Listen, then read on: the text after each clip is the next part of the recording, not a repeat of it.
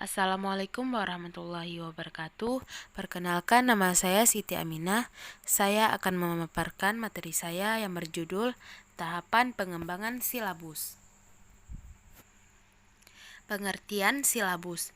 Silabus adalah rencana pembelajaran pada suatu atau kelompok mata pelajaran atau tema tertentu yang mencakup standar kompetensi, kompetensi dasar, materi pokok atau pembelajaran, kegiatan pembelajaran, indikator pencapaian kompetensi untuk penilaian, alokasi waktu, dan sumber belajar. Langkah-langkah teknis pengembangan silabus. Secara teknis, langkah-langkah pengembangan silabus adalah sebagai berikut. 1. Mengkaji standar kompetensi dan kompetensi dasar. 2. Mengidentifikasi materi pokok. 3. Mengembangkan pengalaman belajar. 4. Merumuskan indikator keberhasilan belajar. 5. Penentuan jenis penilaian. 6. Menentukan alokasi waktu. Dan 7. Menentukan sumber belajar. 1. Mengkaji standar kompetensi dan kompetensi dasar. Dalam mengkaji standar kompetensi dan kompetensi dasar, mata pelajaran sebagaimana yang tercantum pada standar isi harus memperhatikan hal-hal berikut. A. Urutan berdasarkan hierarki konsep disiplin ilmu atau tingkat kesulitan materi. B. Keterkaitan antar standar kompetensi dan kompetensi dasar dalam mata pelajaran. C. Keterkaitan standar kompetensi dan kompetensi dasar antar mata pelajaran. 2. Mengidentifikasi materi pokok. Untuk mengidentifikasi materi pokok yang menunjang pencapaian standar kompetensi dan kompetensi dasar, sebaiknya mempertimbangkan beberapa hal berikut. A. Tingkat pengembangan fisik, intelektual, emosional, sosial, dan spiritual peserta didik. B. Manfaat bagi peserta didik. C. Struktur keilmuan. D. Kedalaman dan keluasan materi. E. Relevansi dengan kebutuhan peserta didik dan tuntutan lingkungan. F. Alokasi waktu. 3. Mengembangkan pengalaman belajar. Pengalaman belajar merupakan kegiatan mental dan fisik yang dilakukan peserta didik dalam berinteraksi dengan sumber belajar melalui pendekatan pembelajaran yang bervariasi dan mengaktifkan peserta didik.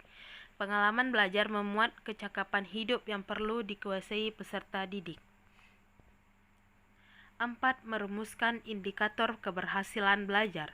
Indikator merupakan penjabaran dari kompetensi dasar yang menunjukkan tanda-tanda, perbuatan, atau respon yang dilakukan atau ditampilkan oleh peserta didik.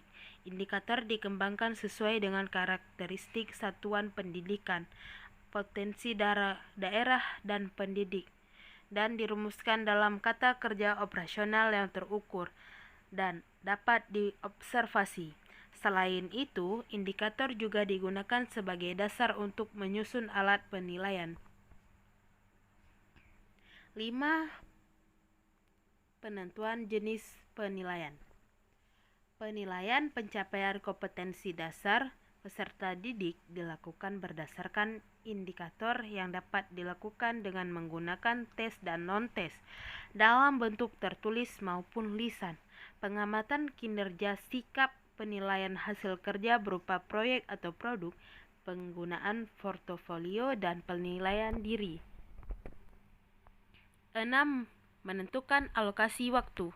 Penentuan alokasi waktu pada setiap kompetensi dasar didasarkan pada jumlah minggu efektif dan alokasi waktu mata pelajaran per minggu dengan mempertimbangkan jumlah kompetensi dasar, keluasan, kedalaman, tingkat kesulitan, dan tingkat kepentingan kompetensi dasar.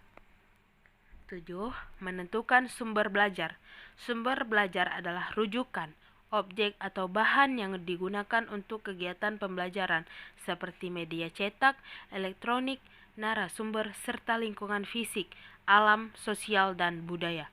Dalam penentuan sumber belajar harus didasarkan pada standar kompetensi dasar seperti materi pokok, kegiatan pembelajaran, dan indikator pencapaian. Sekian dari presentasi saya. Mohon maaf bila ada kekurangan. Saya akhiri. Wabillahi taufiq walhidayah. Wassalamualaikum warahmatullahi wabarakatuh.